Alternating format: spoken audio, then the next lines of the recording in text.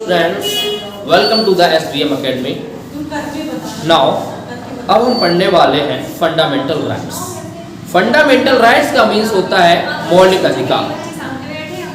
मौलिक अधिकार का क्या मतलब होता है?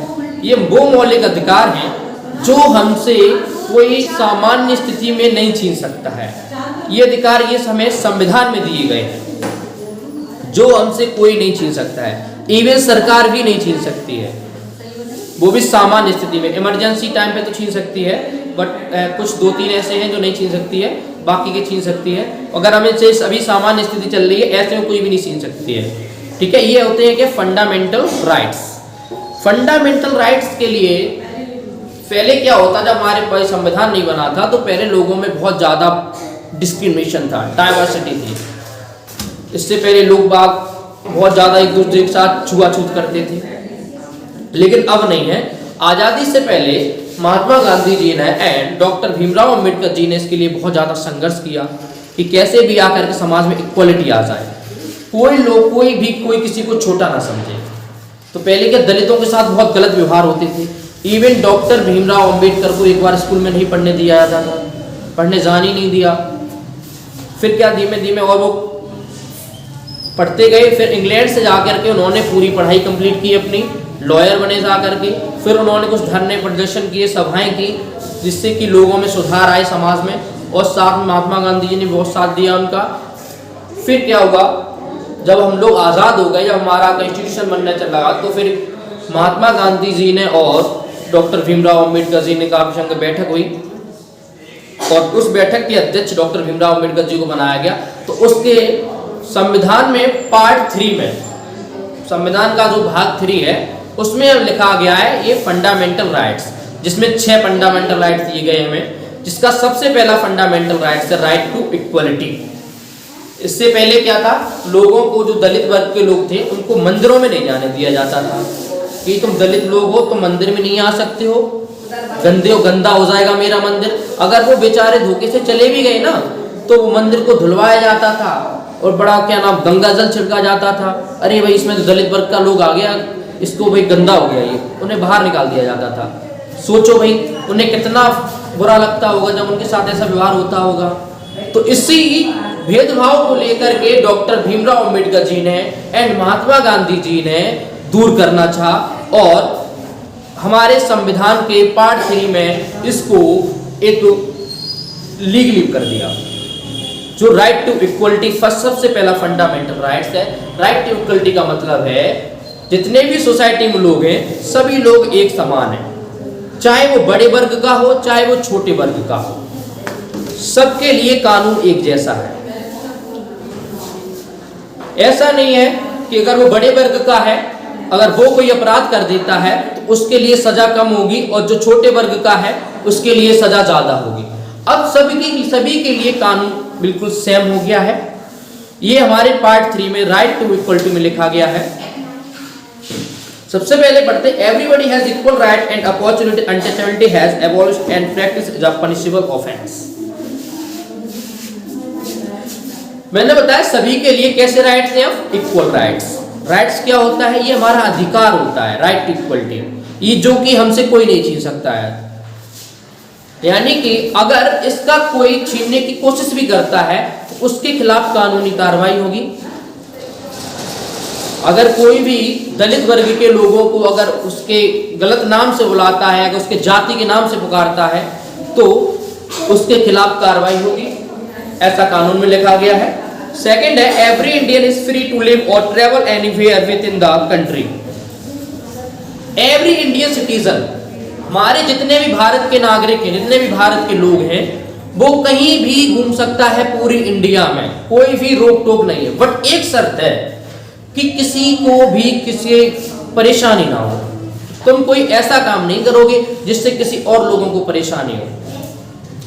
अगर आप लोग शांति से घूमना चाह रहे हो तो पूरी इंडिया में घूम सकते हैं, कोई भी रोक टोक नहीं है। अगर तुम्हें कोई रोक रहा है घूमने से, तो उसके खिलाफ तुम केस भी कर सकते हो, ये हमारा राइट है।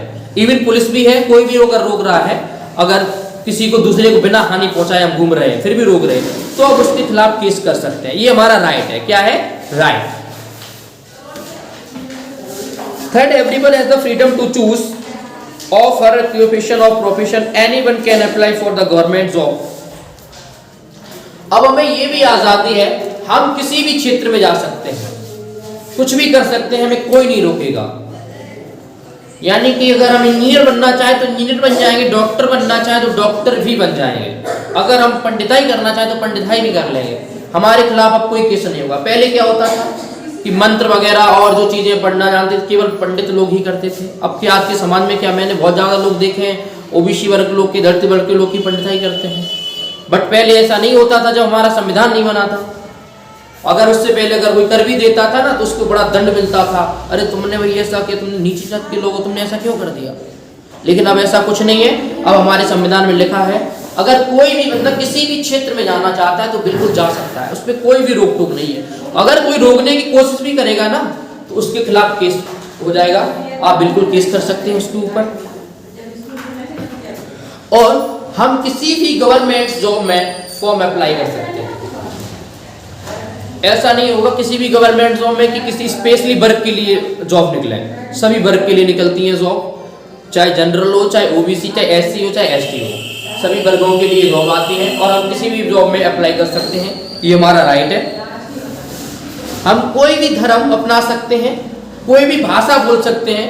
ऐसा नहीं है कोई बोल रहा है कि तुम हिंदी ही बोलोगे, ऐसा कुछ नहीं है। अगर हमें तमिल आती हम तमिल बोलेंगे, हमें उर्दू आती तो उर्दू बोलेंगे, ठीक है, हमें इंग्लिश आती तो इंग्लिश बोलेंगे। ये हम यहाँ पे बिल्कुल आज़ाद हैं, हमें कोई भी रोक टोक नहीं है कि तुम्हें ये हिंदी को ही फॉलो करना पड़ेगा। हमें हिंदी नहीं आती है तो फिर क्या करेंगे भाई, हमें तमिल आती हम तमिल बोलेंगे, ये हमारा अधिकार है, हमें कोई भी रोक नहीं सकता, हम कहीं भी घूम सकते हैं। और हम अपने कोई भी त्योहार सेलिब्रेट कर सकते हैं। अगर हम हिंदू हैं तो दीपावली सेलिब्रेट करेंगे, रक्षाबंधन सेलिब्रेट करेंगे, होली सेलिब्रेट करेंगे। अगर हम मुस्लिम कम्युनिटी से आते हैं तो हम अपना ईद वगैरह बनाएंगे, क्रिश्चियन है तो क्रिसमस वगैरह बनाएंगे हम, ठीक है, हमें कोई रोक टोक नहीं है, ठीक है, ये हमारा राइट है। No child below the age of 40 can be forced to hazardous work, child labour is thus banned in India। अगर कोई बच्चा 14 साल के नीचे है, माना कि तुम लोग 14 साल के नीचे हो, अगर तुमसे कोई काम कराता है जबरदस्ती तो तुम उसके खिलाफ केस कर सकते हो और जो तुमसे काम करवाता है वो जेल में चला जाएगा, उसके खिलाफ कार्रवाई होगी। क्योंकि हमारे संविधान में लिखा है अगर कोई बच्चा 14 साल के नीचे है, अगर उससे काम करवाया जाता है तो वो एक कानूनी अपराध है और उसे जेल भेजा जाएगा। इवन तुम्हारे घर पे भी तुमसे कोई काम नहीं करा पाएगा अगर तुम लोगों ने शिकायत कर दी तो। हम कोई भी जैसे काफी तुम लोगों ने देखा छोटे छोटे बच्चे कहीं होटल पे काम करते हैं, कहीं छोटी और दुकानों पे कहीं काम करते हैं, झाड़ू लगाते हैं, अगर उनके खिलाफ कार्रवाई कर कोई केस कर दे तो वो लोग जेल में चले जाएंगे, उनके खिलाफ कार्रवाई होगी। अब तुम लोग ऐसा नहीं करना है ना, तुम लोग अपने मम्मी पापा को जेल में भिजवा दो, ठीक है, ये हमारा राइट है, थोड़ा बहुत काम कर लिया करो, ठीक है। वैसे 14 साल तक कोई भी काम नहीं करता है, ये ऐसा संविधान में लिखा हुआ है। India is secular country with people belonging to different religion living together। India एक सेक्युलर कंट्री है। कैसी कंट्री है? सेक्युलर, सेक्युलर धर्मनिरपेक्ष। ये किसी भी धर्म को बढ़ावा नहीं देती है इंडिया। ऐसा नहीं है कि हिंदुस्तान में रह रहे तो हम हिंदू धर्म को ही ज्यादा बढ़ावा देंगे, ऐसा कुछ नहीं है। अगर हमारे भाई हिंदू धर्म में नहीं अच्छा लग रहा है तो हिंदू धर्म को भाई नहीं फॉलो करेंगे हम। हमें क्रिश्चियन में अच्छा लग रहा है, हमें ईसाई में अच्छा लग रहा है, हमें बौद्ध धर्म अच्छा लग रहा है, हम बौद्ध धर्म फॉलो कर लेंगे। इसमें तुम्हारे ऊपर कोई भी प्रेशर नहीं है, नहीं तुम हिंदू ही रहोगे, ठीक है। ये हमारा राइट है, हम कोई भी धर्म अपना सकते हैं। Every community has the right to preserve the promote its language. सभी समुदाय के लोगों को ये उनके पास ये राइट है, अपनी लैंग्वेज का बढ़ावा दे सकते हैं, अपने धर्म को बढ़ावा दे सकते हैं, ये सभी के पास राइट है। जैसे क्रिश्चियन लोग हैं, ईसाई लोग हैं, वो अपने धर्म को बहुत ज़्यादा बढ़ावा देते हैं। उनके क्या नाम जो धर्म में आएगा उनको फाइनेंशियली हेल्प भी करते हैं, पैसे भी देते हैं, तो बढ़ावा दे रहे हैं ना अपने धर्म को। तो क्या है, उन्हें कोई रोक टोक नहीं है। क्यों? ये हमारे संविधान में उन्हें आज़ादी मिली है, ठीक है। अगर हम किसी लैंग्वेज को, पर्सनली लैंग्वेज को बढ़ावा देना चाह रहे हो तो ये भी हमारे पास राइट है, हम दे सकते हैं, बिल्कुल, हमें कोई रोक नहीं सकता है। अगर हम अपनी कोई स्क्रिप्ट बना रहे हैं उसको बढ़ावा देना चाह रहे हैं बिल्कुल कर सकते हैं। It can even run school for this purpose, और इवन इसके लिए हम कोई स्कूल भी खोल सकते हैं, पर्सनली स्कूल। अगर हमें कोई लैंग्वेज को बढ़ावा देना है तो ओनली हम तमिल लैंग्वेज का स्कूल ही खोल सकते हैं, हमारे खिलाफ कोई केस नहीं होगा, क्योंकि हमारे पास राइट है इसलिए। ओके 7 है, a person can move to the court of law if he or she denied any of these rights. 7 में ये बताया जाता है अगर उसके राइट्स का कोई हनन कर रहा है, हनन का मतलब क्या है, उसके राइट्स कोई छीन रहा है, उसके अधिकार कोई छीन रहा है, तो तुम उस व्यक्ति के खिलाफ केस कर सकते हो, चाहे वो कोई भी हो, चाहे वो बड़ा नेता हो, चाहे वो बड़ा पुलिस ऑफिसर हो। अगर तुम्हारा राइट्स वो छीन रहा है तो तुम उसके खिलाफ केस कर सकते हो। ये हमारे फंडामेंटल राइट्स में मिला है। कोई भी तुम्हारा राइट्स का मतलब अधिकार, घूमने फिरने का अधिकार, बोलने का अधिकार, धर्म का अधिकार, इक्वलिटी का अधिकार, कोई भी छीने अधिकार, तो हम उसके खिलाफ कोर्ट में जा सकते हैं। ओके बी पर बट हमें एक बात ध्यान रखनी चाहिए, बट हमें सबसे पहले खुद को ही इतना सुधारना चाहिए कि हम किसी के साथ भेदभाव ना करें, उसको नीचे दिखाने की कोशिश ना करें। हमेशा ऐसा हमें प्रतीत करना चाहिए कि हम सारे लोग समाज में इक्वल हैं। हमारे संविधान में ही लिखा है कि all persons are equal in our society. So सभी लोगों को ध्यान रखना चाहिए कि हम लोग सब बराबर हैं, ना कोई ऊंची जाति का है ना कोई नीची जाति का है, ठीक है, क्योंकि हम एक सेक्युलर कंट्री से बिलोंग करते हैं। हमारी इंडिया कैसी कंट्री है, सेक्युलर कंट्री है, तो इसलिए हम सब लोगों को ध्यान रखना है इस बात का। और हमें सरकार को भी मदद करनी चाहिए, क्योंकि जिससे कि वैसा कोई कदम ना उठाए। भाई काफ़ी बार क्या होता है, लोग भाई जो दलित वर्ग के लोग के आते हैं भाई उनको बहुत ज़्यादा नीचा दिखा देते हैं, उनसे बुरा भला कहते हैं, बट ऐसा कुछ करना नहीं है। अब उनके लिए तो भाई कानून भी बन गया, अगर उनसे कोई बुरा भला बोलेगा, अगर उनका डायरेक्टली नाम वैसे बोलेगा तो उनके भाई खिलाफ एक केस होगा डायरेक्टली, हसन एक्ट। ओके आई होप आप सब लोगों को समझ में आया होगा फंडामेंटल राइट्स होते क्या है।